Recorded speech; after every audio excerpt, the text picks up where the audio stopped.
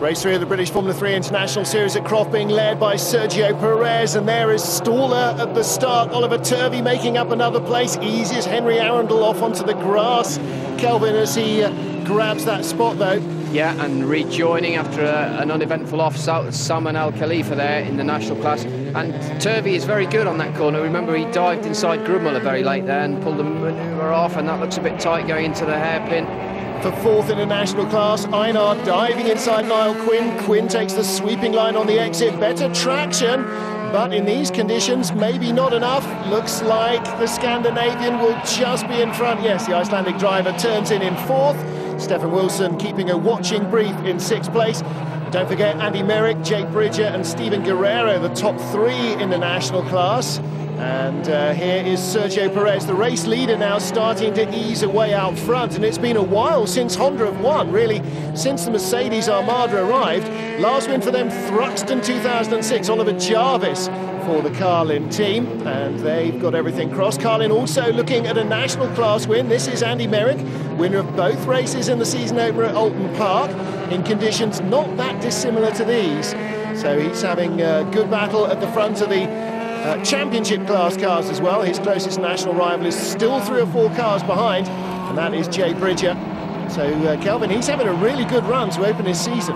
Yeah, Merrick looking confident and quick as he has been all season, and he's holding these, as you say, 3, 4, 5 A-class cars behind him, who you'd normally expect to be well in front of him, so he's doing a great job. Well, Abe and Martin there chasing him, but they can't actually make a move, and that's a pretty good indication that he's got the speed. Again with Oliver Turvey now on board coming up to bridge. Let's see what happens. He got a good run out of the chicane, and I think, yeah, Chilton just swerved, but he's still done him. I thought Chilton had chopped him off there by swerving a bit. Quite a late manoeuvre, but he passes another car, Oliver Turvey, at that tower corner. Well, Turvey knew which side of the road he wanted, didn't he? And so he made Chilton go to the other side to defend. Ooh, through the Jim Clark S's a wheel on the curb. It grabs on the grass. And that was a big moment for him, but he is really pushing on.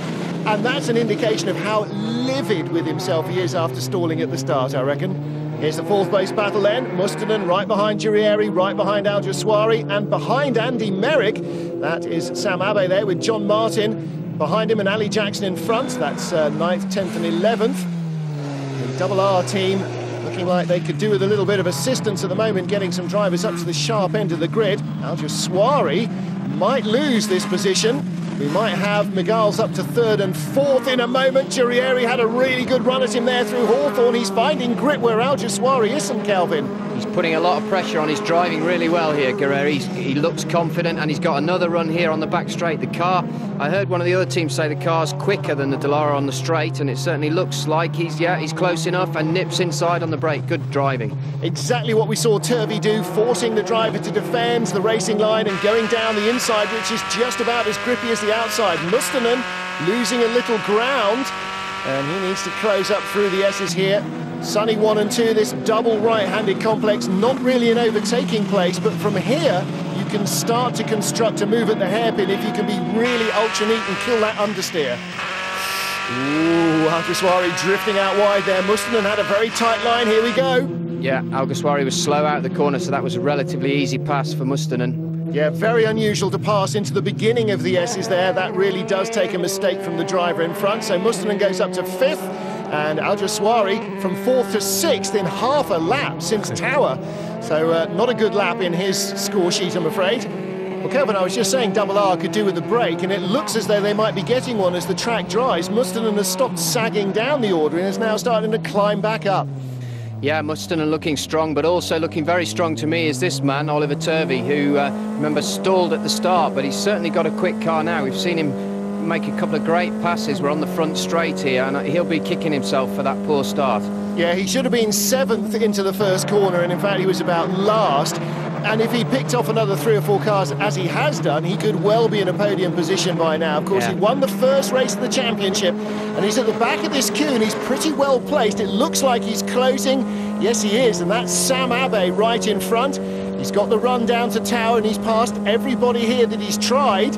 Here he goes again. John Martin right in front, diving inside as well to go by Andy Merrick. Yes, he does. So two drivers making up a place at the same place with the same move, Kelvin, and that's still everybody's favoured passing place here at Croft. Yeah, it was a good double manoeuvre that, but Turvey's very quick through the chicane that leads onto the straight, of which Tower is at the end. So that seems to be what sets him up every time. Well, Hohenthal dropping away from Sergio Perez, our race leader. There's the rest of the group. There's Ali Jackson all on his own, and the next queue coming up with Andy Merrick, John Martin right at the front of it, and Oliver Turvey 11th on the road, but 10th place points at the moment because the national class don't take away championship class points even if they finish in front of them. But he's right behind Andy Merrick, of course a Carlin teammate, and Merrick will recognise that as well. Knows that he doesn't have to race Turvey, but Turvey will want to get by. There you go, thank you very much indeed, Andy Merrick, because he needs to move further up the order, Oliver Turvey does. Looked to me as if Merrick maybe lifted off a bit there because he suddenly lost speed on the straight, and that's why he's driving, because as you say, Martin, he doesn't need to battle these championship class cars. Well, now then, let's have a look again at the start. Left-hand corner of your picture, Oliver Turvey, lights change, and Turvey's engine note changes as well. Stalls it, now he's frantically thumbing the starter button, trying to get the thing to go. Away it goes. Anybody left behind him? Not a single person. And now he's knocking on the door of the top 10. This is John Martin in front. What a run, but he's going to find the door a little closed. Well, that's Max Chilton, who's come out on slicks looking for the fastest lap. He's not going to get in at the moment, but Turvey again gets his inside line. He's into the 10. Got by John Martin safely there. And Max Chilton gambling on being able to get a single point for fastest lap by using slick tyres. Let's hope the track comes to him, because at the moment he looks positively dangerous. He's so slow. Turvey in front of Martin, and towards the closing stages of the race, he's still picking off places. He must be absolutely furious with himself. Yeah, Turvey well fired up here, providing good entertainment, and he's quick. He is going to be very angry with himself for that start. But I tell you what, he can also be satisfied with his speed, because to start from right at the back effectively and then get into the top 10, that's a hell of a recovery drive. This is the battle for 6th. There's our poleman Ericsson chasing Al-Jawsari. Looks as though the Swede is quicker now than he was earlier.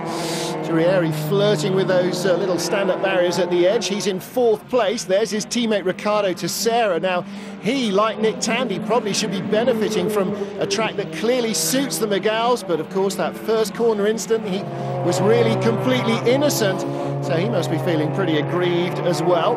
And Ati Mustonen in 5th place, chasing Giulieri. Here comes the change. Al-Jawsari is not going to defend that. Ericsson moves up to 6, so still recovering a little bit, but he had a really bad slump down the order.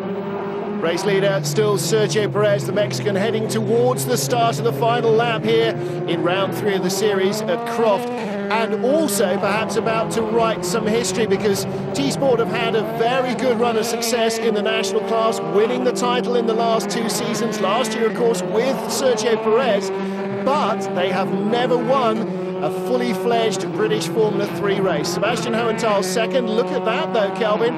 The two Ultimate Motorsport McGows very close together, and Devaney only just in front of teammate Giulieri.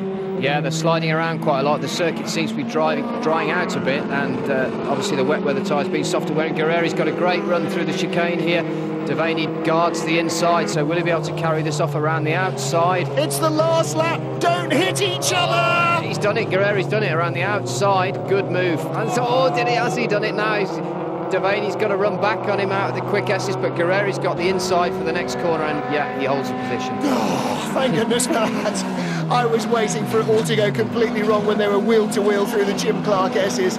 So, it is going to be a McGall on the podium, but it's not going to be Devaney, who's held that space right from the beginning of the race. Blimey, Guerrieri's setup coming good right on the very last lap to put him up into a podium position. Last couple of corners for Sergio Perez. Last couple of corners for Sebastian Hohenthal. Oh, and Mustonen's got by the Irish driver as well for 4th place. That was slow. Oh no, that's incredible bad luck. Victory though for Sergio Perez, the first ever for T-Sport in the international class. Sebastian Hohenthal takes 2nd, and look at that, poor Michael Devaney, 1 lap too you in terms of mechanical reliability. He can't believe it. He's got no engine or anything, It's Calvin. still driving. It looks too quick to be rolling, but he's got no power. Oh, you can't believe it. Looks like maybe the throttle cable has snapped or something. It looks like he's just on tick over. He will get to the line, but he's just going to be absolutely nowhere. Come on, lad. Shame. That's just heartbreaking, isn't it? Well, there you are. There's the ups and downs of motorsport. Sergio Perez absolutely thrilled. Michael Devaney utterly gutted. And that's dropped him to 16th position from 3rd a lap ago. What a nightmare. Confirmation then, Andy Merrick again, the national class victor. Esteban Durieri taking Miguel's first podium, Sebastian Hohenthal second, but Sergio Perez our delighted race winner. Sergio, many congratulations on your first win in the British Formula 3 International Series. How does it feel? Fantastic. I've been working a lot for this, and at the end we get it. All the team has done a lot of work during the last days, and it's what happened when you work so hard with the team. And we are not a team, we are a family, and this is why we are here. Many congratulations. What does that mean for T-Sport? Oh, it's massive. Yeah, really pleased. Really pleased for Sergio. He's worked really hard after the disappointments of Alton to come back. Fantastic. Really pleased. And great for Honda as well. Mega. The Honda guys are just fantastic. They've really worked hard with us over the last 6 months, so we're really happy. So congratulations to Sergio and the T-Sport team, both taking their first international class win here at Croft. Now round 4 is still to come, and that's after the break.